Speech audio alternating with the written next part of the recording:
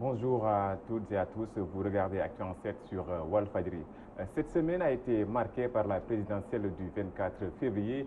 Un scrutin remporté par le candidat sortant avec 58,27% des voix selon la Commission nationale de recensement des votes. Des résultats contestés par l'opposition qui cependant ne va pas déposer de recours. Et quel enseignement tirer de cette élection et aussi quelle posture pour le candidat ou bien le président nouvellement réélu qui va profiter de la reconfiguration de l'espace politique au lendemain de cette élection. C'est autour de ces questions que nous allons débattre cette semaine. Actu en 7 a le plaisir de recevoir les journalistes Bakary Domingo Mané, qui est journaliste analyste politique. Bakary, bonjour. Bonjour. Avec Babacar John, journaliste analyste politique, lui aussi. Babacar, bonjour. Bonjour Hassan. Alors, 58,27%, c'est le score de Macky Sall dans cette élection présidentielle. Sortir pour aller voter, déjà un taux de plus de 60%. Tout le monde avait pensé que dans ce genre de situation, c'était donc des gens qui sont venus pour sanctionner le candidat sortant. Cela s'est passé comme ça. Mais cette fois-ci, on a vu que donc par rapport à ceux qui sont sortis voter, c'était également d'une part le fichier qui est à plus de 6 millions. Je crois que ça aussi, ça a joué un peu. Même si, du point de vue du taux de participation à 60%, on s'y attendait certes pas, mais du point de vue du nombre de Sénégalais qui ont voté, je crois qu'on pouvait s'y attendre, parce que donc c'est un fichier maintenant qui atteint les 6 millions. Il est vrai que le président Macky Sall, du point de vue quand même de l'impopularité du président Macky Sall avant les élections, ça tout le monde l'avait constaté, c'est pour cela que donc l'opposition à un moment donné était faible, mais dès que la campagne électorale a commencé, tout le monde avait dit que cette opposition-là pouvait donc valablement gagner les élections. Et on s'en est rendu compte avec une campagne donc menée par les 4 candidats de l'opposition et qui avait drainé du monde. Donc nécessairement, les Sénégalais s'attendaient, avec les déclarations de part et d'autre, tout le monde s'attendait à ce que l'opposition quand même puisse faire bousculer Macky Sall au second tour. Alors, cela ne s'est pas passé. Quel facteur pourrait expliquer ce score? Oui, d'abord, je pense que d'abord le fichier, comme il a dit, donc, le fichier électoral, cette fois-ci nous sommes à quelques 6 millions, n'est-ce pas, d'électeurs, alors que dans les scrutins antérieurs, on n'avait pas atteint ce nombre-là. Ça, c'est la première considération. La deuxième considération maintenant, c'est la mobilisation des jeunes. Ça aussi, il faut le dire, les primo-votants, les jeunes, de façon générale, qui sont allés en masse vraiment voter et qui, visiblement, si en tout cas les calculs que les uns et les autres ont fait, ces jeunes ont voté massivement, n'est-ce pas, pour l'opposition. Maintenant, 58,27%. Moi, je dis... D'abord, sur un fichier, n'est-ce pas, de 6 millions d'électeurs, les jeunes se sont massivement mobilisés. Mais quand on prend la catégorie jeunes, ces jeunes qui se sont mobilisés pour aller voter, il y a pas mal d'entre eux, n'est-ce pas, qui n'ont pas pu faire le vote, qui n'ont pas pu voter. Parce que simplement, quand ils arrivent dans un bureau de vote, soit leur nom n'y est pas, ou bien, même si leur nom y est, en tout cas, ils ont changé de bureau de vote. Donc ça, il y a beaucoup de Sénégalais, n'est-ce pas, qui n'ont pas pu voter parce qu'il y a tous ces problèmes-là. Pendant ce temps, le camp au pouvoir avait pris toutes les dispositions pour faire, n'est-ce pas, pour inscrire, n'est-ce pas, leurs membres. Parce qu'eux détenaient le fichier, en réalité. Parce que qui détient le fichier, détient l'information. Ça aussi, il faut le dire. Parce que quand vous avez, n'est-ce pas, le fichier, vous avez les données personnelles. Vous savez là où vous êtes faible, là où vous êtes fort. Donc, ayant vraiment ces fichiers-là, ils ont travaillé méticuleusement par ce que je pourrais appeler l'approche personnelle ou personnalisée, n'est-ce pas, de l'électorat, parce qu'on sait les poches où ils sont faibles, les poches où ils sont forts. Donc, l'un dans l'autre, on a, comme par hasard, remarqué que les poches où ils sont faibles, la carte électorale a complètement chamboulé, n'est-ce pas, disons, a complètement chamboulé cette élection, d'autant qu'il y a beaucoup de compatriotes, n'est-ce pas, qui se sont vus du jour au lendemain changer, n'est-ce pas, du bureau de vote. Et connaissant les Sénégalais, certains d'entre eux ont jugé, se sont dit, c'est pas la peine. Vraiment que moi, j'avais l'habitude de voter à la Médina. maintenant on m'amène jusqu'aux Almadies, ça ne vaut pas la peine. Par contre, il y a d'autres Sénégalais qui, malgré tout, sont allés voter. Mais l'un dans l'autre, ils étaient des milliers et des milliers de Sénégalais à ne pas pouvoir voter en ce moment-là. Pendant ce temps, eux, les gens qu'ils ont inscrits, eux, il n'y avait pas de déperdition du tout. Il n'y avait pas de déperdition, si je puis nous expliquer ainsi. Donc, vous voyez un peu, c'est vrai, les jeunes se sont mobilisés. Mais ces jeunes, ce n'est pas parce qu'ils se sont mobilisés qu'ils ont pu, disons, carrément, inverser la tendance. Parce que simplement, ils ont été victimes, si vous voulez, d'une mauvaise gestion, d'une mauvaise organisation, n'est-ce pas, de la campagne électorale, pardon, disons, du processus électoral. Et aujourd'hui, on peut exprimer que vraiment la victoire, n'est-ce pas, du camp d'en face, cette victoire, évidemment, même si on demande à Macky Sall, le président sortant, je pense que si on compare la victoire de 2019 à celle de 2012, celle de 2012 était encore meilleure. Donc ils ont vaincu et je pense que quelque part, bon, sans triomphe. Point de vue. Vous rejoignez un peu les propos de Ousmane Sonko, un triomphe sans gloire, comme ça qu'il l'a dit. Mais les propos de Bakary Domingo Mané, Babacar John reposent le débat autour de l'organisation. Même si Ali Ngoudia a fait des efforts par rapport aux législatives, quelle note vous lui donnez? Disons que cette fois-ci, du point de vue du scrutin, du vote lui-même, je crois qu'il n'y a pas eu de manquement majeur. Mais le problème, c'était en amont. Ça, tout le monde ne cesse de le dire. Le président Macky Sall, depuis qu'il est au pouvoir, depuis 2013, s'évertue à changer les règles du jeu, en tout cas à s'adapter par rapport à sa victoire prochaine. On l'a vu avec, en 2017, c'était l'exemple type, où, comme Bakary l'a dit, les primo-inscrits n'ont pas pu voter du tout. Mais c'était un scandale. Moi, je me dis que je compare le scrutin de 2017, les législatives, au local de 96. Vraiment, on a même pu voter deux fois à Dakar. Et je crois que dans les mêmes conditions, ces élections ont duré. Et on n'a pas vu le président Macky Sall changer véritablement des choses pour mettre en confiance l'opposition. Il a continué à mettre un ministre de l'Intérieur pour organiser les élections de son camp. Mais je crois surtout qu'il ne s'est pas ouvert pour permettre à l'opposition de dialoguer avec lui et peut-être de changer les règles du jeu, ou à la limite de s'adapter sur un consensus en allant aux élections avec tout le monde. On a comme l'impression que deux coureurs, le président Macky Sall d'un côté, l'opposition d'un côté, et le président Macky Sall qui casse une jambe de l'opposition et leur dit, bon, allons-y alors. Donc une course de 100 mètres où tu casses une jambe de l'opposition.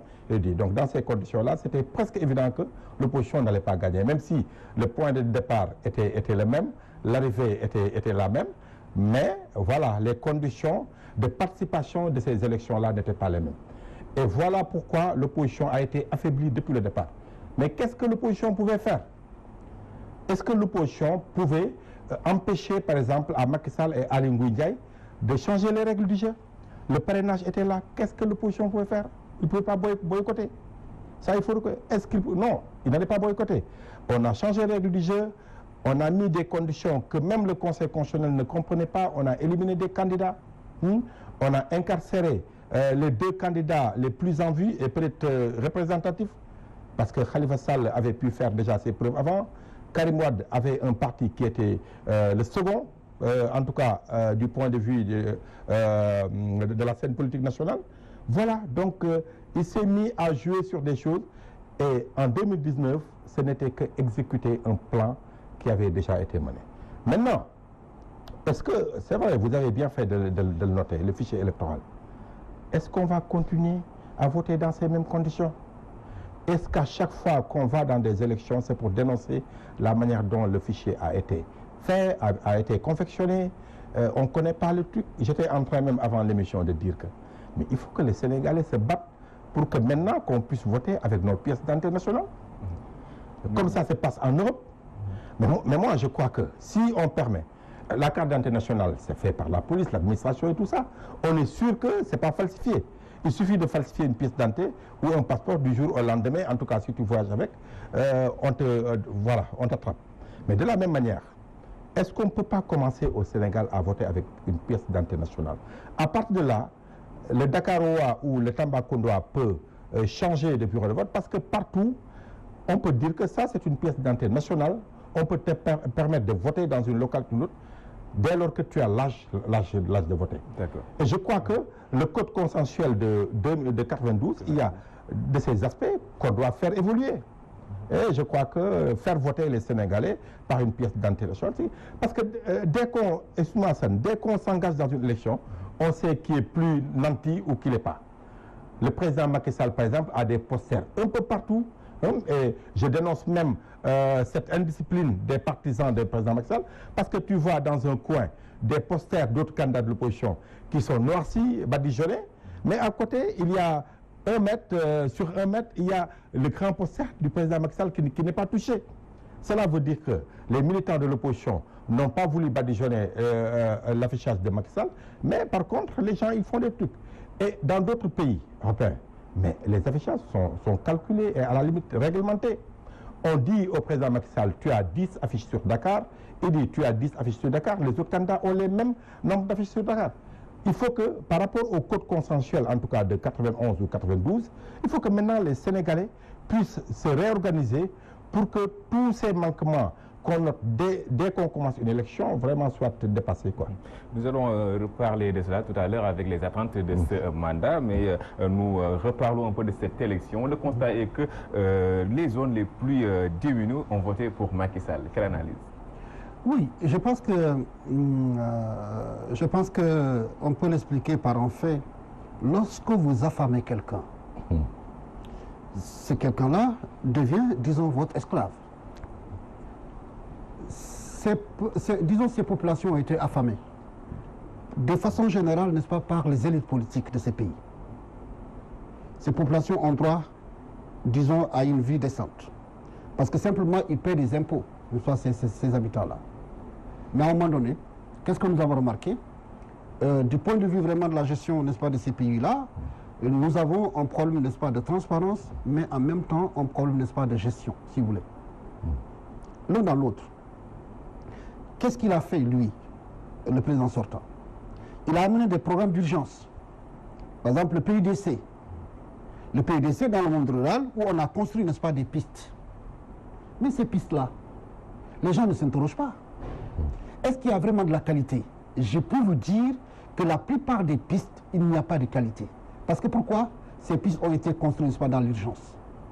Pourtant, les populations, disons, se disent, ok, depuis l'indépendance jusqu'à présent, nous n'avons jamais eu une telle piste. Or, ce que les populations oublient, c'est qu'elles ont droit à voir des choses beaucoup plus importantes que ça. Mais comme je l'ai dit, quand vous affamez quelqu'un, vous lui donnez des broutilles, la personne s'accroche à ces broutilles-là, c'est ce qui s'est vraiment passé. Aujourd'hui, on a construit des pistes. On a construit quelques forages. Il me semble, d'après les informations que j'ai reçues, les forages qui avaient été construits, n'est-ce pas, par du temps de Diouf, du temps de Wade, tous ces forages-là ont été comptabilisés dans les bilans, n'est-ce pas, de Macky Sall. En tout cas, c'est les spécialistes qui le disent. L'un dans l'autre, pour moi, ces populations-là, c'est pourquoi je dis Gaëlman, quand les gens me disent, oui, les populations ont choisi, c'est un choix de raison, c'est un vote de raison, je ne suis pas trop sûr. Parce que moi, vraiment, avec le recul, je me dis, mais est-ce que ces populations étaient suffisamment renseignées pour pouvoir vraiment expliquer l'acte, n'est-ce pas, de vote? Si je reviens à l'exemple que j'ai donné tout de suite, ces populations diminuent qui, pour la première fois, voient une piste rurale, alors qu'elles en ont droit. Elles en ont droit, ces populations. C'est ce que les gens oublient. Elles en ont droit. Pourquoi elles n'ont pas pu bénéficier de cela? Parce que simplement, les différents présidents qui se sont succédés à la tête de ces pays n'ont pas assumé, n'est-ce pas, leur rôle comme vous. Donc, l'un dans l'autre. Pour moi, ce n'est même pas, on ne doit pas triompher de cela. Au contraire, je pense qu'en même temps, ces pistes-là, ces pistes rurales, ces forages y compris aussi l'électrification rurale. Voilà. Donc je pense que ce sont des choses vraiment dont les populations devaient bénéficier depuis lors. Mais lui, malin qu'il a été, n'est-ce pas, il a joué, n'est-ce pas, sur cette carte. Parce que lui-même l'a dit, j'ai mis en place des stratégies qui m'ont permis, n'est-ce pas, de gagner au premier tour. Parce que je ne pouvais pas aller... Je ne pouvais pas risquer d'aller au second tour. Ça, voilà ce qu'il a dit. Donc le PUDC, le PUMA, donc ces programmes d'urgence, voilà, y compris l'ADER. Voilà, ça c'était le dernier programme où on distribuait de l'argent par-ci, par-là, parce que simplement on voulait avoir de l'électorat. Donc, est-ce que ces populations avaient suffisamment d'informations pour vraiment choisir en toute connaissance de cause? Moi, c'est ça la question que je me pose aujourd'hui. Je ne parle pas des populations de Dakar qui sont plus ou moins, voilà, mais les populations rurales. Voilà. Ces populations rurales-là, est-ce qu'elles étaient suffisamment renseignées pour vraiment, voilà, donc, voter en toute connaissance de cause? Je ne suis pas trop sûr, je ne suis pas trop sûr. Mais voilà ce qui explique pourquoi dans les zones rurales, même à Dakar ici, dans la banlieue, en plus de ça, c'est qu'on a distribué beaucoup d'argent aussi. On a acheté des votes. Hein, on a fait miroiter. Hein, quelqu'un qui n'a jamais vu 50 000 francs, vous venez, vous lui balancez ça en 11 jours, qu'est-ce qu'il va dire? Mais les gens oublient que dans tout cela, dans ce schéma-là, évidemment, il y a de la manipulation. Et cette manipulation, pour moi, c'est un recul, n'est-ce pas, démocratique. C'est-à-dire que ce pays a reculé démocratiquement. Il faut que les gens se le disent. Pourquoi il a reculé démocratiquement? 2000, Abdou Diouf a félicité, n'est-ce pas, le président entrant, Wade. 2012, Wade a félicité, disons, Macky Sall. Mais en 2019, aucun des concurrents n'a félicité le président sortant. Vous savez pourquoi? Parce que simplement le processus électoral a été biaisé. Il y a un certain nombre d'actes, n'est-ce pas, que le président sortant a posés. Ces actes ne sont pas de nature à consolider, n'est-ce pas, disons, notre démocratie. Au contraire, ce sont des actes déconsolidants. Ce sont des actes qui ont déconsolidé, n'est-ce pas, disons, notre démocratie. Maintenant, il faut que, je pense que ceux qui ont gagné le plan du pouvoir doivent pouvoir, de façon très froide, analyser vraiment ces résultats-là. Mais, quand j'entends certains membres, n'est-ce pas, de l'entourage du président, il y a quelqu'un qui dit oui, le président a triplé le score du second. L'autre qui dit non, nous avons l'opposition la plus faible. Mais attends, je pense que ce genre d'analyse, pour moi, vraiment ne doit pas être de mise. Je pense que la meilleure façon vraiment d'analyser ces résultats-là, c'est de demander, est-ce que d'abord, ces Sénégalais qui ont voté pour eux, est-ce que l'essentiel, tout le monde vraiment a choisi en connaissance de cause? C'est-à-dire, est-ce qu'ils étaient suffisamment informés pour pouvoir dire, voilà le président, n'est-ce pas, pour le candidat pour qui je vais voter. Voilà. Donc, deuxièmement, les autres qui ont voté pour l'opposition, qu'est-ce qu'ils reprochent véritablement, n'est-ce pas, à ce régime-là? Je pense que ce sont des questionnements comme ça, n'est-ce pas, autour desquels on doit structurer vraiment la pensée des uns et des autres, parce que simplement, c'est le pays, n'est-ce pas, qui en tirerait, n'est-ce pas, des dividendes. Mais si on reste dans le triomphe, on va passer encore à côté de l'essentiel. Or, pour moi, l'essentiel, c'est que ces élections ont montré une chose, il y a une fracture sociale. Voilà, il y a une fracture sociale, n'est-ce pas? Il y a une fracture sociale, il faut le dire. Voilà. Nous allons en parler tout à l'heure, mais Babacar John, Bakary Demikomana en a parlé, des programmes comme le PUDC, puis moi. Est-ce que ça suffit pour expliquer ce vote massif, surtout dans les zones rurales? Oui, quand même, c'est une part de vérité. Hein. C'est une des raisons. Parce que si on permet, vous avez vu, hein, les bourses familiales, c'était souvent dans ces zones reculées-là, où on permet donc de manière régulière. Il y a un exemple que j'ai eu le jour du scrutin. On a gardé les bourses familiales pendant 6 mois. Les gens n'étaient pas payés, les familles n'étaient pas payées. Et à la veille du scrutin, on leur a donné une partie pour les faire attendre le deuxième tour. Donc voilà, donc, je crois que tous les actes, en tout cas posés par le président Macky Sall, sont des actes électoralistes. Que ça soit la Touba, on a entendu, on ne reviendra pas sur les déclarations de Maître Moussa Diop. Voilà, autant de choses qui prouvent que tous ces actes qu'il a posés, c'était par rapport à des attentes politiques qu'il avait fait réaliser. Maintenant, il y a le fait qu'également, par rapport à ce que Bakary dit, les populations rurales qui n'étaient pas assez informées. Ça, il faut reconnaître que l'opposition également n'a pas joué son rôle. Parce que moi, je crois que l'opposition n'a pas réussi à rentabiliser les récriminations envers le pouvoir. Je l'ai dit tantôt, le président Macky Sall m'a semblé très impopulaire à un moment donné. Mais est-ce que les partis de l'opposition ont pris le temps, depuis les législatives de 2017, aller sur le terrain, même si le parrainage a bloqué certains, mais ils n'ont pas véritablement pris le temps d'aller vers les Sénégalais, de discuter avec eux. Je crois qu'ils ont perdu beaucoup de temps. Et on se rappelle, il a fallu que la campagne commence pour qu'on voit un peu de dynamisme au niveau de l'opposition, pour dire que donc ils ont des chances de gagner.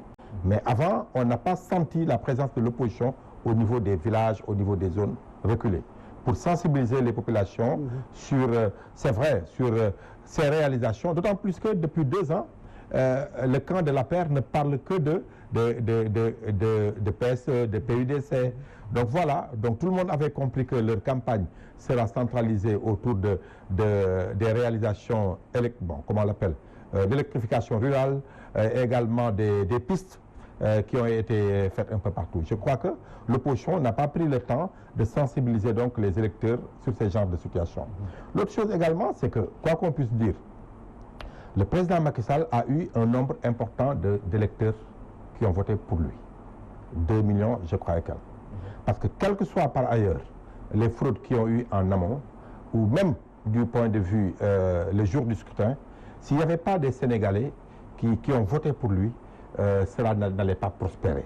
Il faut reconnaître qu'il a un nombre, c'est vrai, Bakary a dit qu'il a mis dans les meilleures conditions les Sénégalais qui devaient voter pour lui, et les jeunes, regarde, à Paris, beaucoup de Sénégalais, parce que dès qu'ils se sont levés pour aller voter, on a compris que peut-être ils allaient sanctionner le président, on les a empêchés de voter. Il y a plein de Sénégalais de la diaspora qui n'ont pas voté. Ça aussi, il faut reconnaître. Et même au moment où on parlait, il y a même des PV. Tu as vu, c'est le même jour où Demba Kane devait donner les résultats que des PV sont venus. Est-ce qu'on a lu donc tous les PV? Mais je me dis que du point de vue de la différence entre le président Macky Sall et l'opposition, c'est vrai, il y a eu des manquements le jour du scrutin, mais ça n'empêche pas la victoire du président Macky Sall. Mais les Sénégalais devraient toujours se poser des questions. Est-ce que, quand je parle par exemple du comportement de l'opposition par rapport au président Macky Sall, peut-être pas féliciter le président Macky Sall. J'ai émis un post avant-hier pour dire que l'un des candidats entre Ousmane Sonko et Idriss Seck qui félicitera le président Macky Sall allait avoir donc la prime du qui perdant. La prime du perdant, pour moi, c'est un peu plus politique qu'autre chose. Hein. Ce n'est pas pour contester la logique suivie jusque-là par ces candidats de l'opposition. Je dis tout simplement qu'on va vers un autre scrutin. Et je me dis quelque part que ces candidats de l'opposition félicitent ou pas le président Macky Sall, ils sont obligés de s'asseoir autour d'une table. Parce que ce sont les premiers acteurs qui devraient réorganiser les scrutins futurs. Et moi, je suis sûr qu'on ne peut pas continuer à organiser des élections de cette manière. Parce que sinon, ce sont les mêmes contestations qui vont avoir lieu. Le président Macky Sall est là, certes, peut-être qu'il ne va pas briguer un 3e mandat, peut-être qu'il va se dire que je suis le premier président sortant à ne pas me présenter à un scrutin en 2024, peut-être que tous ces aspects peuvent le pousser à être beaucoup plus à équidistance de la scène politique, à laisser peut-être son parti faire le boulot. Je crois que le premier acte qu'il peut poser pour ça, c'est de démissionner de l'APR, pour montrer des signes, en tout cas pour pouvoir attirer un dialogue entre lui et l'opposition. C'est de ce fait qu'on peut comprendre qu'on ne peut plus continuer à voter de cette manière-là. Maintenant, peut-être pas féliciter, mais je crois que l'acte, certes, devrait être posé par le président Macky Sall, qui doit tendre la main et appeler donc, peut-être même recevoir chacun des candidats à l'élection présidentielle. C'est des actes forts que le président Macky Sall a menés. Déjà libérer ceux qui manifestaient. On peut comprendre quand même leur désarroi, on peut comprendre leurs inquiétudes. Et ils ont manifesté tout simplement le truc. Mais je crois que, est-ce que les mettre en prison, les déférer au parquet, tout là, est-ce que cela quand même va aider à apaiser le climat politique? Je crois que le président Macky Sall a un grand rôle à jouer par rapport donc au futur du Sénégal. Pas en tout cas tout simplement au plan politique, pour apaiser le climat politique et social également. Alors nous allons reparler un peu de cette manière dont on a vu les Sénégalais voter, une manière bien particulière lors de cette élection. On peut prendre le Sud qui a voté pour Ousmane Sonko, le Centre et le Fouta pour Macky Sall, Touba et Thiès pour Idrissa Seck. Peut-on y voir un vote identitaire? Je pense que parler de vote identitaire, pour moi, c'est aller trop vite en besogne. Et d'ailleurs, je peux même dire qu'il n'y a pas eu de vote identitaire.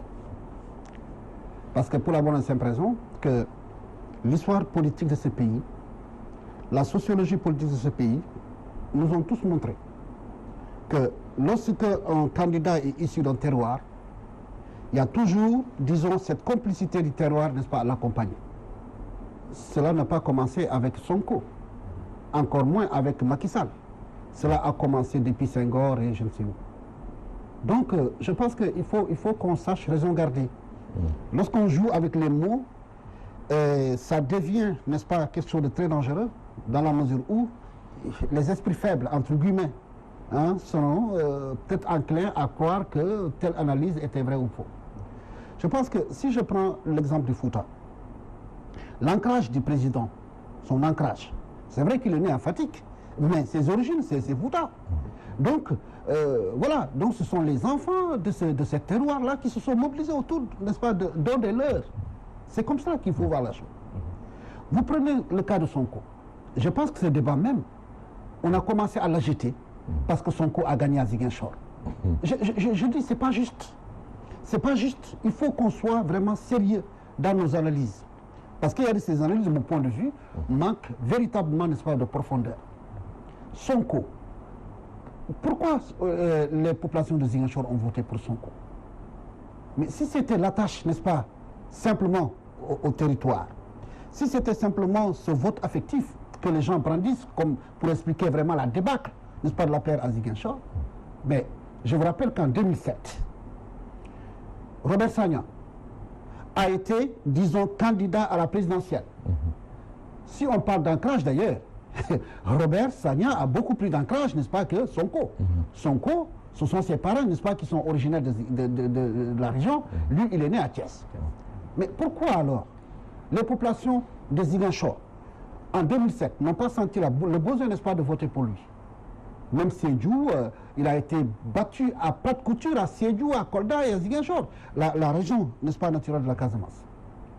Alors, on peut se dire, donc, logique pour logique, et évidemment, lui, il devait gagner. Pourquoi il n'a pas gagné? Parce que la raison est très simple. Le discours du candidat Sonko est un discours qui a parlé à une frange, n'est-ce pas, de la population jeune. Surtout, ces jeunes, n'est-ce pas, qui sont bardés de diplômes. Ces jeunes, n'est-ce pas, qui n'ont pas de travail. Ces jeunes, et d'ailleurs, le discours qu'il a articulé pendant cette campagne-là, c'est de dire que la Casamance ne sera plus, disons, le bétail électoral, n'est-ce pas, que les gens n'ont pas de travail, donc il faut. Donc je pense qu'il est aussi bien toute la jeunesse sénégalaise a compris vraiment ou bien a adhéré à ces messages, c'est de la même façon que les populations de Ziguinchor ont adhéré, n'est-ce pas, à ces messages-là. Donc il ne faut pas parler de... Maintenant on prend tu parles de vote identitaire, mais il y a aussi la question, n'est-ce pas, de Touba. Les gens ont voulu faire de l'amalgame aussi à ce niveau-là. Mais attends, il n'y a pas de vote mouride, une fois de plus, à Touba. Il n'y a pas de vote mouride à Touba. De mon point de vue, ce n'est pas une confrérie, n'est-ce pas, qui a voté pour l'un des candidats. Non, non, ça, c'est pas passé comme ça.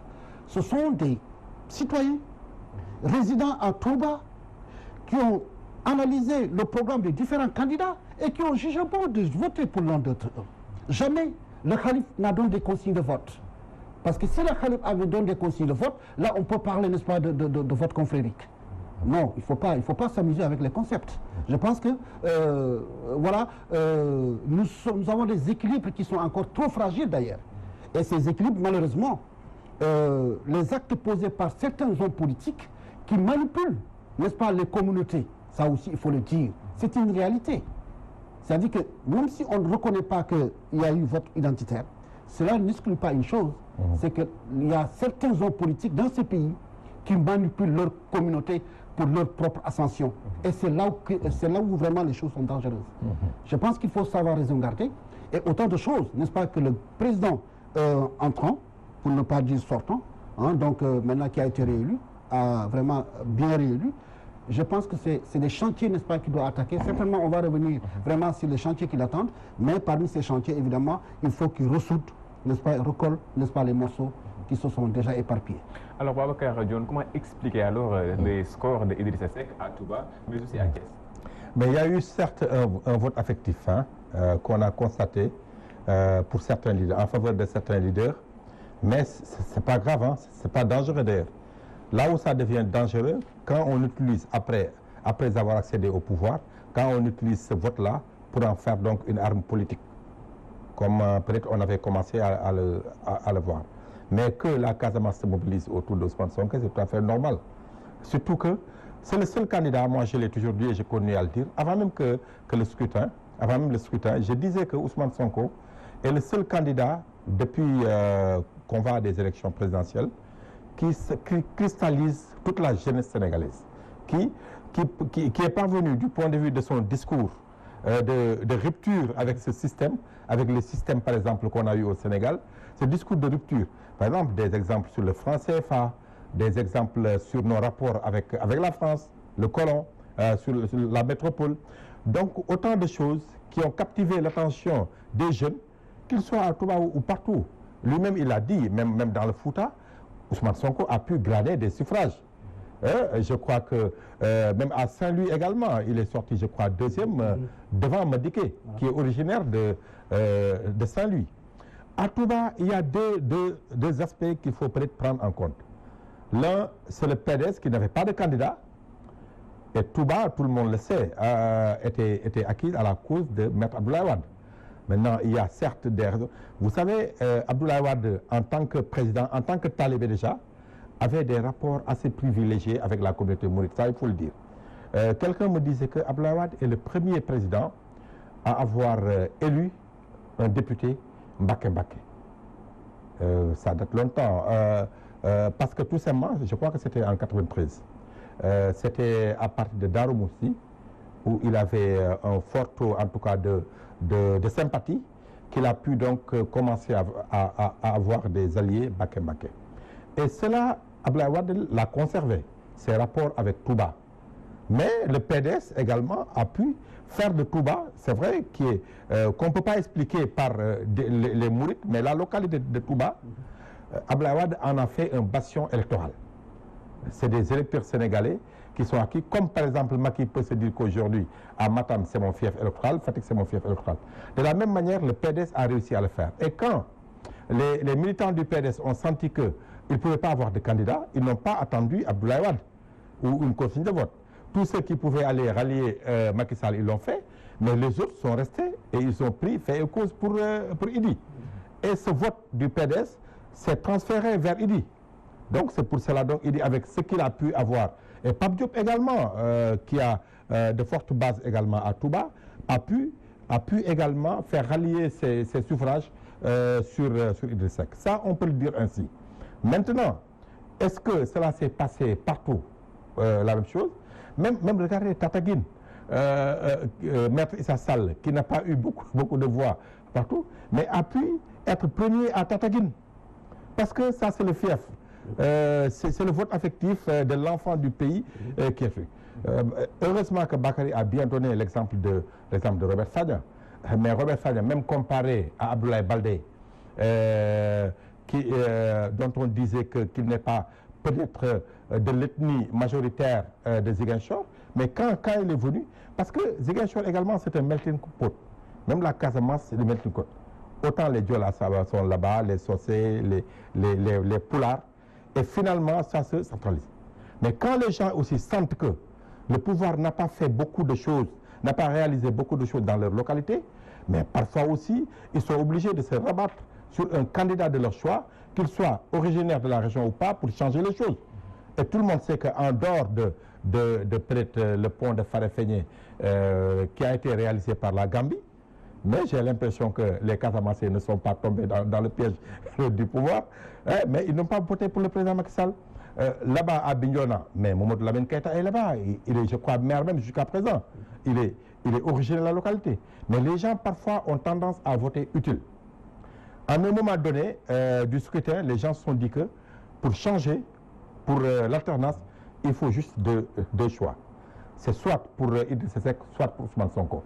Oui. Et les gens ont voulu peut-être voter pour. Et d'ailleurs, il faut rajouter, pour ce qui est de Touba, hein, je pense que Macky a fait une percée. Je pense que même qu'il a doublé, n'est-ce pas, donc pour dire qu'une fois de plus, que la thèse vraiment du vote mouride, vraiment, c'est pas une bonne thèse, quoi. On peut pas l'admettre. Maintenant, pour ce qui est de Ziguinchor, Ziguinchor fait partie des régions les plus pauvres, n'est-ce pas, du Sénégal. Les gens l'oublient aussi.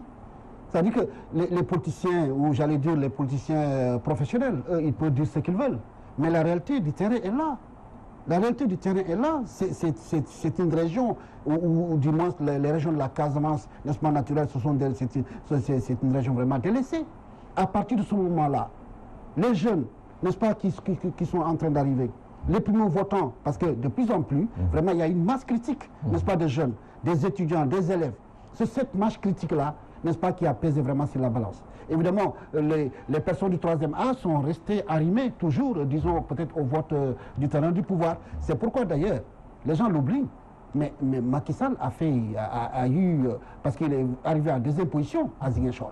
Mais la différence de voix avec celle de Sonko ne dépasse pas les 3000 voix. Donc, l'un dans l'autre, pour moi, vraiment, c'est une mauvaise... C'est une mauvaise querelle, n'est-ce pas, qu'on fait à la Casamance de façon générale. Ou bien, disons, au Fouta, ou bien, n'est-ce pas, au Mali. Par rapport à ces choses-là, existe-t-il des raisons d'avoir peur de la cohésion sociale? Oui, c'est vrai, c'est ce que je disais tantôt. Il y a de quoi avoir peur. Pourquoi on doit avoir peur maintenant? C'est le travail, n'est-ce pas, de certains politiciens irresponsables qui manipulent en douce, n'est-ce pas, les communautés. Vous ne pouvez pas savoir le type de discours qu'on a tenu, n'est-ce pas, à ces populations-là, n'est-ce pas, dans le secret de leur chambre. Je ne peux pas revenir sur ça, parce que, voilà, mais c'est un discours éminemment, qui est vraiment dangereux. Il est dangereux, n'est-ce pas, irresponsable, à la limite, parce que ça, on est en train vraiment de créer les conditions d'une cassure, hein, d'une fracture sociale. Et ça, on ne peut pas. Je dis bien, on ne peut pas. Les Sénégalais doivent se mobiliser pour ça et barrer la route, n'est-ce pas, à ces politiciens irresponsables qui tiennent ce discours-là, ces discours ethniques. Je dis bien, ils tiennent ces discours ethniques. C'est une vérité dans ce pays-là. C'est pourquoi moi j'ai peur. J'ai peur parce qu'il y a de ces populations, quand tu les entends, ils semblent être convaincus, n'est-ce pas, par ce discours-là. C'est là, c'est ce qui est dangereux. Et je pense que les hommes politiques doivent savoir les garder. Parce que c'est eux les responsables. Ce n'est pas les populations, elles. Non, les populations, elles, ne sont pas responsables. Mais c'est des gens qui viennent leur tenir ce genre de discours. Oui, voilà, je ne vais pas revenir sur ça, mais je pense qu'il y a de quoi s'inquiéter. C'est pourquoi j'ai dit, le président Macky Sall, vraiment, a des chantiers vraiment qui doivent défricher. Et ça, pour la cohésion sociale, on en a vraiment besoin. Parlons de ces chantiers à présent. Que doit faire le président Macky Sall pour être à la hauteur dans ce second mandat? Apaiser le climat politique et social, parce que ça a des conséquences dramatiques. Depuis 2012, on a l'impression qu'on a eu droit à un chef de parti, à un chef de clan, qui n'avait pas pu réaliser une cohésion entre les Sénégalais. On peut être l'opposition, mais on peut être quand même, à la limite, appelé à participer à la gestion des affaires du pays, en donnant par exemple son avis. On est dans un virage assez critique avec le pétrole qu'on a trouvé et qui devrait être exploité dans les prochains mois. Est-ce que le président Macky Sall n'a pas intérêt à appeler à des débats assez fructueux autour donc des questions essentielles, en tout cas des questions d'intérêt national? Ça, on ne l'avait pas vu par rapport à ça. Je crois que c'est à partir de cette détermination, de cette volonté à appeler tous les Sénégalais autour de l'essentiel qu'il peut finir un deuxième mandat, en tout cas tranquillement. Et je crois qu'également, on s'attend à ce que le président Macky Sall, par rapport au manquement majeur, je ne dirais pas, ce qu'il a réalisé, il a pu les réaliser. Ce qu'il n'a pas pu réaliser, bon, ce sont ses limites. On ne peut pas attendre d'un président de la République qu'il réalise tout ce qu'il a promis ou tout ce qu'il fait. Mais par contre, c'est du point de vue, ne pas laisser également les querelles intestines politiques au niveau de la paix. On le sait, des responsables sont en train de se positionner par rapport à la succession de Macky Sall. Ça, le président Macky Sall est en fin de mandat, c'est la première fois. S'il n'aspire pas à avoir un troisième mandat, ça, je ne crois pas du tout, parce qu'il a pris l'engagement. Donc, jusqu'à preuve du contraire, il avait pris certes d'autres engagements qu'il n'avait pas respectés, mais jusqu'à preuve du contraire, je n'ose pas parler même de ce troisième mandat.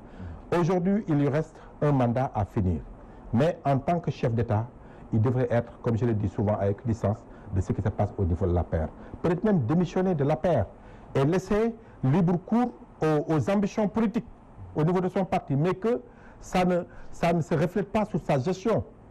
Qu'il puisse, par exemple, mettre à distance ses querelles politiques et peut-être gérer ce pays. On le sait, il y a plein de choses. Du point de vue déjà électoral, est-ce qu'on doit laisser les Sénégalais en 2024 voter de semaine? Déjà, dans 6 mois, il y aura les élections locales.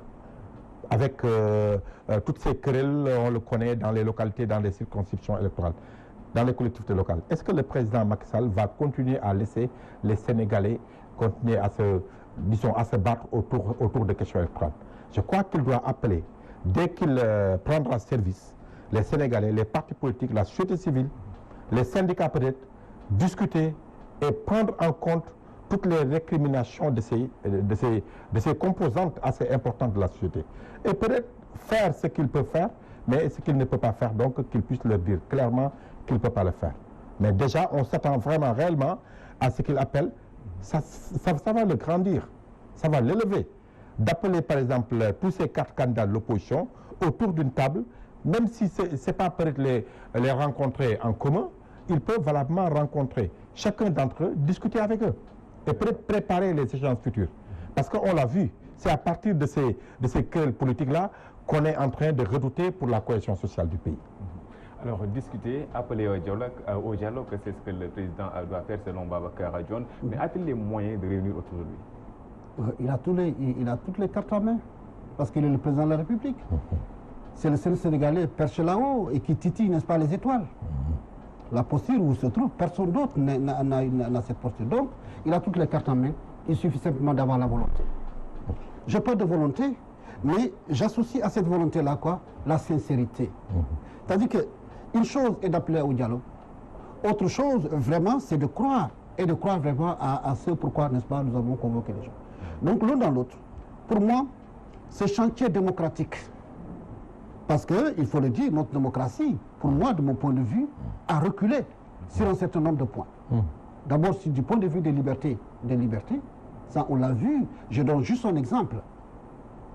Vous n'avez pas le droit, il y a des sortes de no man's land dans ce pays, pour ne pas dire à Dakar.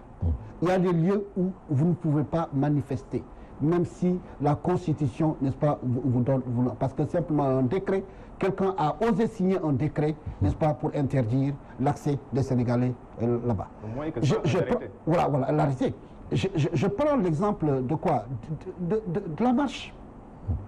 Mais la marche n'est pas soumise à une autorisation. On demande simplement aux citoyens d'informer, n'est-ce pas, l'autorité administrative. Mais on a voulu inverser les choses. On parle d'autorisation, ce n'est pas normal. Je pense que dire à ses compatriotes que vous ne pouvez pas marcher parce que simplement les conditions de sécurité ne sont pas réunies, c'est en ce moment-là, de mon point de vue, l'État, n'est-ce pas, qui a failli.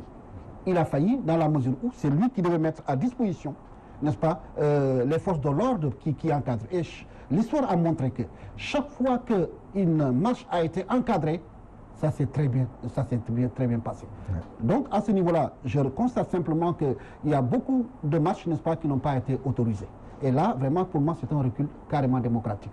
Sans maintenant parler vraiment du processus électoral, où les règles démocratiques sont là, mais on va chercher des voies de contournement démocratiques. Les voies de contournement démocratiques, vous avez la loi là, et vous cherchez, n'est-ce pas, à la contourner. Je pense que c'est les choses sur lesquelles Macky Sall doit pouvoir revenir et vraiment remettre notre démocratie sur de bons rails. L'autre chose, c'est quoi? Du point de vue social. Je voudrais qu'il mette son accent sur quoi? Sur ce que j'appelle la construction d'un Sénégalais, pour dire homo sénégalensis. Lorsque je parle de cette construction-là, je parle vraiment du point de vue immatériel. Les valeurs. Ces valeurs, excusez-moi, franchement, on a un problème là. Notre rapport à certaines valeurs, vraiment, on voit qu'il y a des problèmes à ce niveau-là. Donc, il faut qu'on rétablisse certaines choses. Hein. Donc, le fait de ne pas prendre un bien public pour son bien propre, les choses semblent simples, mais en réalité, ça fait beaucoup de dégâts, n'est-ce pas, dans ces pays, où des gens, vraiment, parce qu'on les a confié une responsabilité, et ils ont confondu leurs poches, n'est-ce pas, aux poches, n'est-ce pas, de l'État. Et ça, c'est extrêmement grave. Parce que ce qu'ils ne savent pas, ou ce qu'ils ignorent, ou ce qu'ils feignent savoir, c'est que lorsque toi, tu prends de l'argent public, qui était destiné à un projet, tu le détournes, mais tu ne peux même pas savoir les conséquences que cela entraîne. Des gens, certainement, qui devaient être soignés, sont morts, parce que simplement, voilà, l'argent que tu devais injecter dans telle minute, tu ne l'as pas fait. Donc, pour moi, je pense que ce sont ces valeurs-là, n'est-ce pas, sur lesquelles il faut revenir. Il faut rétablir, n'est-ce pas, notre démocratie. Il faut revenir sur j'allais dire, les principes basiques, n'est-ce pas, d'une république. Ça veut dire la république, ça veut dire quoi? Tout le monde est égaux devant la loi. Tout le monde a les mêmes droits, a les mêmes chances. Mais qu'on ne puisse pas dire, oui, vous êtes de tel parti. Votre nom a telle consonance, donc vous avez le sésame. L'autre n'est pas de votre parti. Son nom n'a pas a une consonance différente, n'est-ce pas, de celle de votre communauté, et vous le mettez, n'est-ce pas, à l'écart. Je pense autant de choses, vraiment, qu'il faut rétablir maintenant. Parce que le président Macky Sall, excusez-moi, le président Macky Sall, pour moi, de mon point de vue, je dis qu'il a fait des réalisations, et vraiment, je le félicite pour ça, parce qu'il s'est inscrit dans la continuité, n'est-ce pas, du pharaon. Le pharaon, c'est qui? N'est-ce pas? C'est le président Maître Abdoulaye Wade. Il s'est inscrit. Mais moi, si j'étais à sa place, j'allais défricher d'autres voies pour que je reste vraiment dans les panthéons, n'est-ce pas, de l'histoire. Pour moi, si le président Macky Sall avait donné beaucoup plus de consistance vraiment à la construction, n'est-ce pas, des valeurs de ce pays, c'est là où moi je l'attendais. Malheureusement, ces valeurs-là se sont complètement délitées. Et à ce niveau-là, évidemment, voilà. Donc, moi je dis, si je reviens, je prends l'exemple du terre. Ce n'est pas le terre qui va le faire entrer dans l'histoire. Ce n'est pas le terre, là. Après, on va l'oublier là. Peut-être même ça va créer des choses contraires peut-être à ce à quoi il pensait. Mais si vraiment il voulait entrer dans l'histoire, depuis la première année de son magistère, jusqu'à la fin, s'il avait commencé à poser les rails, il aurait pu vraiment cerner tout le Sénégal.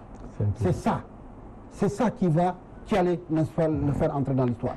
Mais il n'a pas pu faire ça dans son premier quinquennat, septennat, pardon. Je pense que dans ce quinquennat-là, il va se rattraper. Il faut qu'il fasse des choses. Parce que les Sénégalais ne se retrouvent pas. Quand je dis, c'est vrai, il est bien beau, n'est-ce pas, de construire des infrastructures. C'est bien. Mais la chose, c'est que les gens ne disent pas. Mais c'est que les Sénégalais vivent dans des conditions extrêmement difficiles. Je ne parle pas de la cherté de la vie. Je ne parle même pas de la cherté du loyer. Regardez, je prends l'exemple de Dakar. La question du loyer, ils avaient essayé de trouver une solution par rapport à cela. Même pour moi, ce n'était pas la bonne solution.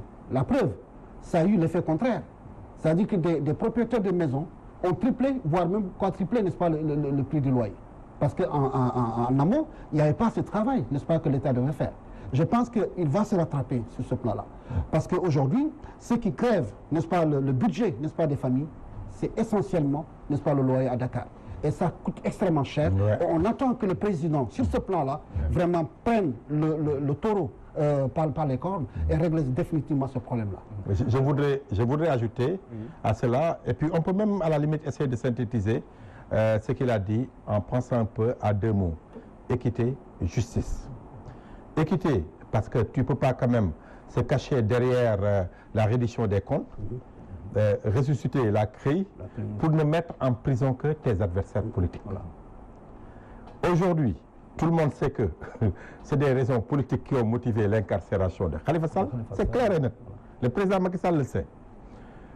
La mise à l'écart de Karim Wade, le président Macky Sall le sait. Maintenant qu'il a gagné les élections, parce que c'est ce qu'il voulait, en les mettant à l'écart du processus électoral. Maintenant, il a gagné. Il peut les faire sortir. Il n'a pas besoin d'envelopper ça d'un quelconque drap. Par exemple, d'appeler à un dialogue comme il avait fait pour Karim Wade et après de le laisser partir. Moi, je crois qu'aujourd'hui, tout le monde sait que on ne peut plus se cacher. Tout le monde sait que c'est des raisons politiques qui ont motivé l'incarcération de Khalifa Sall et la mise à l'écart de Karim Wade. Aujourd'hui, le président Macky Sall, le 3 avril, il peut valablement les amnistier et peut-être personne n'aura à redire. Il n'est pas obligé de draper ça. Oui, non, mais je veux dire, tout le monde a compris déjà que les procédures ne sont même pas encore finies. Même à la veille d'élection, Khalifa Sall était en train d'interpeller la CEDEAO, ce n'est pas encore fini. Moi, je crois qu'on attend du président Macky Sall, s'il n'est pas en train de préparer un candidat, pour lui donner peut-être roue libre ou en tout cas tout un boulevard pour qu'il gagne. Donc je crois qu'on attend de lui cette équité D'autant plus qu'aucun membre responsable de la paire, de son parti, de son camp, n'a été incarcéré. Et pourtant, ils ont été épinglés.